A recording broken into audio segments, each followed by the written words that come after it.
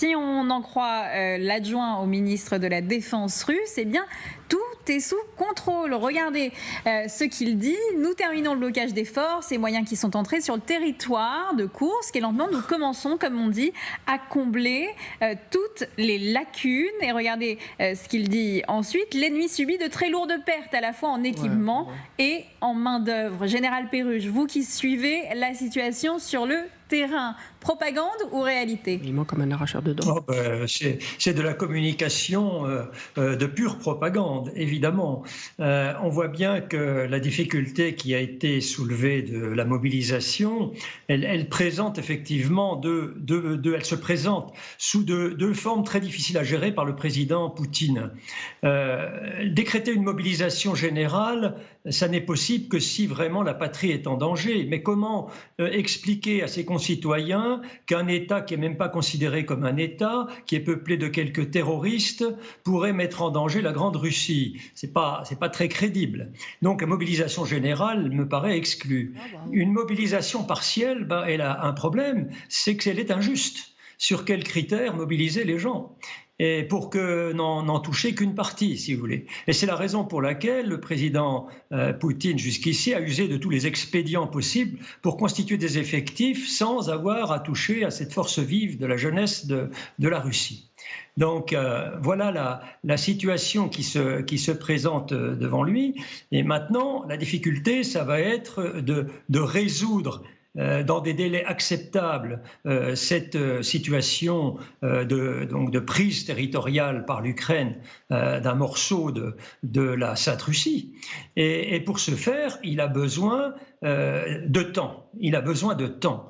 Et le temps, il faut l'occuper par un narratif, par une rhétorique qui fasse penser aux concitoyens que les situations sont sous contrôle, même si ça prend plus de temps que prévu. Et ça ne m'étonnerait pas que dans quelques jours, les excellents propagandistes du Kremlin nous expliquent que pour des raisons géographiques, climatiques ou autres, la situation a pris plus de temps pour être résolue, mais qu'elle va l'être. Vous voyez, on va être là-dessus. Mais il va falloir du temps, quels que soient les moyens utilisés pour résoudre cette incursion ukrainienne en Russie.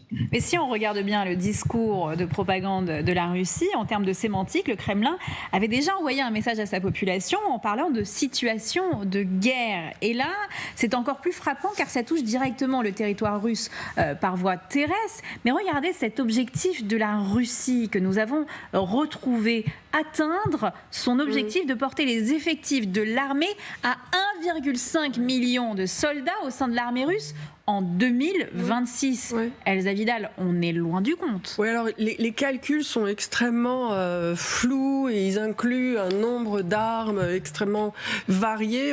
On estime qu'à l'heure actuelle, on est déjà à peu près aux alentours d'1 million. Mais ça ne veut pas dire 1 million d'hommes capables de partir combattre demain sur le front. C'est pas ça du tout. C'est une manière de gonfler un peu les statistiques et de se promouvoir parmi les plus grandes armées au monde. Et il y a effectivement cet objectif là, mais opérationnellement, on est bien en dessous, on est plutôt dans les alentours de 500 000, et encore une fois, pas tous au même moment, pas tous au même endroit.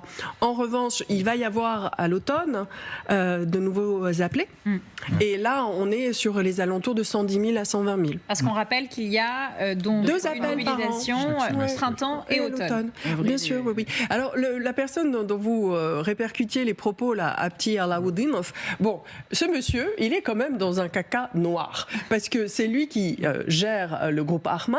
Et il a commencé par dire non, mes troupes n'ont pas du tout démérité. On rappelle, Akhmat, ce sont les Tchétchènes. Les bataillons tchétchènes qui répondent à Kadyrov. Et donc, il a commencé par dire non, mais moi, mes troupes n'ont pas démérité à Koursk. Elles n'y étaient pas vraiment. Ah si, elles y étaient, mais en fait, les Russes ne les ont pas remarquées parce qu'elles sont extrêmement bien dissimulées. Et puis finalement, on lui a dit que dissimuler, ça faisait un peu je ne participe pas au combat. Donc, bon, elles ont été présentes, mais elles ont réussi à se battre et à être victorieuses. Ah, puis finalement, non, il y en a quand même 4 qui ont été capturés. Bon, on a vu les vidéos, ils sont beaucoup plus que 4 du bataillon Akhmat à avoir été capturés. Donc, Abti Alaoudin, on ne peut absolument pas le croire. Il fait le service, et c'est la voiture balai de Ramzan Kadyrov. Mais il y a un mot qui est intéressant dans sa déclaration, c'est lentement. nous commençons, comme on dit, à combler toutes les lacunes. Donc c'est quand même, de sa part, annoncer le fait qu'en effet, que ça va prendre du temps. Oui, cette incursion des petits nazis là, qui ne représentent pas un État digne d'être dans un combat loyal avec la Grande Russie, finalement, ça va quand même pas être si simple de les faire repartir. Et c'est sûrement une préparation aussi psychologique pour excuser même le fait que ça va durer peut-être plusieurs jours, plusieurs semaines. C'est la question que tout le monde se pose. En tous les cas, cette situation, eh bien, elle arrange bien les Ukrainiens. Écoutez. L'opération dans la région de Koursk aide le front car elle ne permet pas à la Russie de transférer des unités supplémentaires dans la région de Donetsk et complique sa logique militaire. Et nous sommes en direct, nous avons la chance d'être en direct avec Julian Colling, qui est journaliste indépendant basé en Russie et qui revient tout juste de Koursk où vous avez pu vous rendre, Julian. C'est vrai qu'on a eu écho de déplacements de troupes russes de différents endroits, que ce soit de l'Ukraine ou même de l'exclave de Kaliningrad. Est-ce que vous avez vu des mouvements de troupes russes à Koursk ? Alors à Koursk même, pas beaucoup honnêtement. On voyait effectivement quelques camions militaires passer dans la rue, mais très peu. Je pense que le gros des forces russes qui ont dû être déployées, effectivement, ont sans doute dû contourner donc Koursk, la capitale régionale, et passer par d'autres routes. Mais honnêtement, c'était pas du tout frappant, en tout cas sur place. Qu'est-ce qui est justement le plus frappant pour vous ? Le plus frappant, c'est surtout la situation, je dirais, humanitaire et humaine sur place, le manque de préparation, le manque d'évacuation. Surtout, c'est ce qui ressort le plus dans les commentaires et dans les critiques, dans les dénonciations des réfugiés, désormais des déplacés de la région frontalière qui ont dû, en catastrophe absolue, la nuit, fuir leur maison sans avoir été prévenus d'aucune façon. Il n'y a eu aucune évacuation également coordonnée, organisée par les autorités locales pendant 2 ou 3 jours tout de même. Donc, la plupart des gens que j'ai rencontrés à Koursk ont dû fuir juste avec leur passeport et comme ils ont dit, en short et en chaussettes. C'était vraiment la cohue. Et il n'y a eu encore une fois, aucune tentative de prise en charge de ces gens par les autorités locales ou par le Kremlin. Alors ensuite, il y a eu effectivement quelques bus qui ont été mis en place par la région de Koursk, mais très loin, par exemple, du point chaud et de l'épicentre qui était Soudja, en fait, qui est désormais quasiment entièrement occupé par l'Ukraine.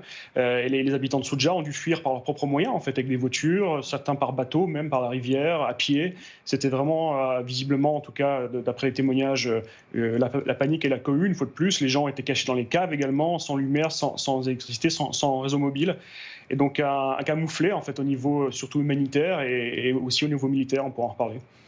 Justement, au niveau militaire, quels sont les militaires que vous avez pu voir sur place ? Est-ce que ce sont des jeunes ? Est-ce que ce sont des militaires aguerris ? Qu'est-ce que vous avez vu concrètement ?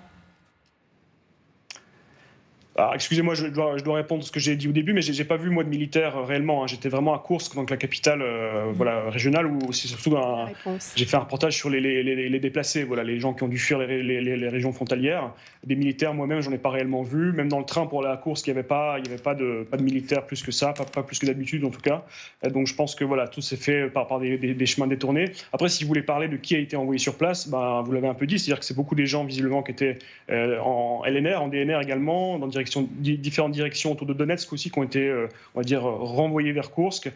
Également, beaucoup de conscrits, malheureusement, sont en train actuellement d'être envoyés visiblement vers Koursk, ce qui est sans doute aussi une polémique à venir et un scandale aussi à venir en Russie. Des mères, des mamans de conscrits sont en train de se plaindre que leurs fils sont envoyés, entre guillemets, de force à Koursk pour aller défendre déjà le territoire, alors qu'ils viennent tout juste de commencer leur service militaire et qui ne sont pas du tout aguerris.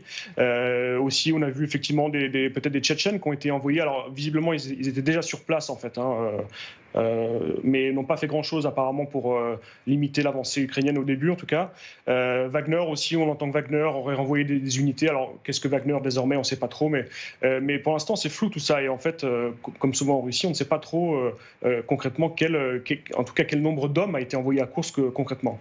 Julian Colling, restez avec nous parce que vos propos sont extrêmement intéressants. Elsa Vidal, on est un peu tombé de notre chaise en plateau quand on a entendu qu'il n'y avait pas de militaires. Oui. Oui, il n'y a pas de présence militaire, selon Juliane. Donc, moi, je prends ça comme le descriptif assez fidèle. Et je pense que l'incursion ukrainienne nous permet et devrait nous amener à réviser nos jugements stratégiques sur la Russie. Il est grand temps, 80 ans après, ou presque après Yalta, d'admettre que nous avons vécu aussi sur des représentations de la force militaire attribuée à la Russie qui sont datées, qui relèvent d'une stratégie d'influence de la Russie et que ces conflits, notamment en Ukraine ou avec l'Ukraine, puisque maintenant en Russie, en Syrie aussi et dans d'autres terrains, sur d'autres terrains comme en Géorgie, auraient dû nous amener à peut-être avoir des réponses plus fermes plus tôt que de reculer par peur de devoir s'affronter politiquement et peut-être militairement avec un pays souvent décrit comme invincible en dépit de toute l'histoire. Et sur la défaillance abyssale du dispositif humanitaire que Juliane Colling vient de décrire à l'instant, n'oublions pas qu'il existe en Russie un ministère des situations d'urgence, dont c'est la vocation, et qui avait d'ailleurs permis à un certain Sergueï Shoigu de sortir de l'anonymat, puisque c'est ça qui l'avait propulsé sur l'avant-scène lorsqu'il est devenu ministre de la Défense. Donc ça veut dire que même les administrations dont c'est la vocation pure n'ont pas été capables ni d'anticiper ni de riposter à cette urgence humanitaire. Juliane Colling, vous vouliez réagir ? Oui, alors pour dédouaner entre guillemets tout de même les autorités purement civiles russes. Alors c'est vrai qu'effectivement ils ont très tardé et réagi extrêmement tardivement pour tenter d'évacuer les gens, ce qui n'a même pas été fait en finale parce qu'ils n'ont pas pu ensuite pénétrer dans Soudja qui était déjà occupé par l'Ukraine très vite.